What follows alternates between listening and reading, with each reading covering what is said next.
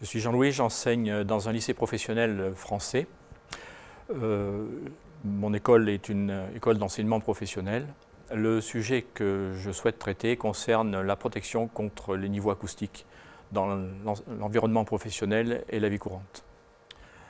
Pour l'expérience, ce qui va consister à mesurer le niveau de pression acoustique, je vais avoir besoin d'un simple microphone, d'un casque qui est généralement utilisé par les élèves pour écouter leur musique. Ensuite, naturellement, le casque sera relié au baladeur. Et enfin, d'une calculatrice TI Inspire. Les élèves disposent également, pour réaliser leurs conclusions, d'une documentation dans laquelle ils vont retrouver les informations qui leur seront nécessaires. La réalisation de l'expérience est très simple. On prend le microphone et on le connecte sur l'interface d'acquisition, peu importe la voix. La calculatrice est mise sous tension. Puis,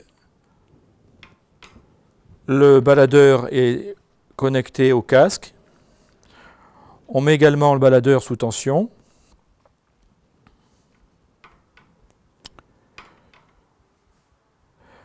Il est nécessaire de régler le baladeur à son niveau maximum. Ensuite, il faut bien entendu régler les paramètres d'acquisition de la calculatrice. Donc, nous prenons l'application d'acquisition de données DataQuest. On se rend immédiatement dans les réglages des paramètres d'acquisition. L'acquisition va être réalisée en prenant 50 échantillons par seconde sur une totalité de 10 secondes. Cela nous sera suffisant pour recueillir 500 données qui seront ensuite analysées. Voilà, nous sommes prêts. Ensuite, le baladeur, voilà. On vérifie que celui-ci délivre quand même un certain niveau acoustique. L'élève est amené à prendre le microphone, à le poser contre une oreillette, puis à déclencher son acquisition. Cette acquisition dure une dizaine de secondes. Lorsque celle-ci sera terminée, les données seront mises en forme automatiquement par la calculatrice. Voilà, c'est terminé. Pour ce qui concerne l'acquisition, on voit que le signal qui est reproduit n'est pas un signal audio entretenu. On peut stopper le baladeur. Je suis parti d'un fichier qui était vide, il ne contenait absolument rien du tout.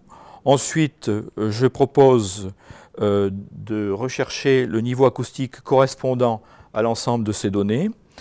Donc, on insère une nouvelle page qui est en fait l'application tableur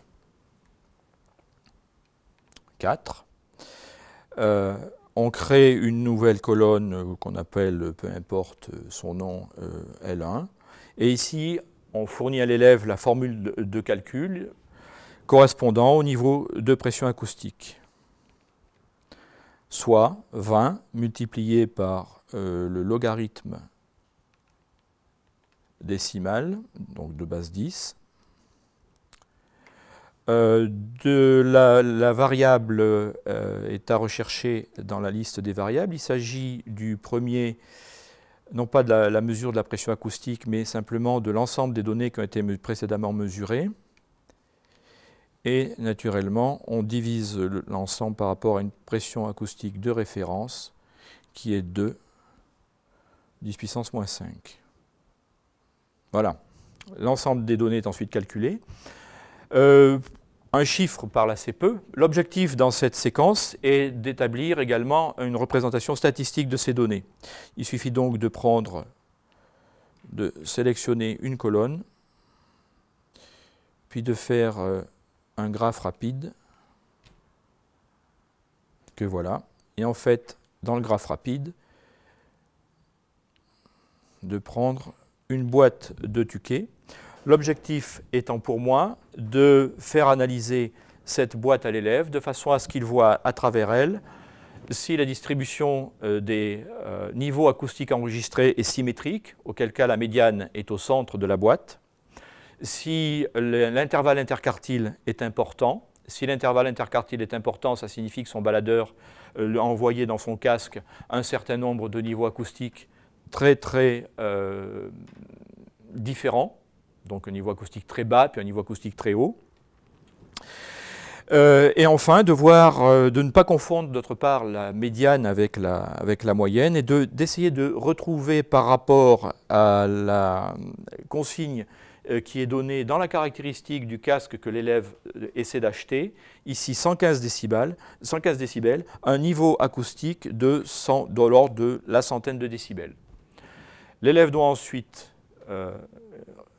comparer ces informations scientifiques à partir de représentations graphiques qu'il peut trouver dans un atelier ou tout simplement dans un magazine ou dans la vie courante, car à partir de 100 décibels, un niveau acoustique est considéré comme étant dangereux pour l'audition. Or, lui, il vient d'entendre précisément un niveau acoustique de l'ordre de 100 décibels. Il utilisera le diagramme de Fletcher qui lui permettra de voir que le niveau acoustique également dépend de la fréquence. Et surtout, par l'intermédiaire d'un dialogue entre étudiants et puis d'un échange avec son professeur, on essaiera de voir qu'en fait la caractéristique qui est donnée dans la notice du constructeur qui concerne le casque audio, qui est d'une sensibilité de 100 décibels, n'est pas à comparer avec un niveau de dangerosité acoustique, car elle fait référence à un niveau de qualité acoustique. Voilà, tout ça s'établit après la démarche d'investigation, lorsque l'élève a pu obtenir ces données et les comparer avec celles d'autres élèves.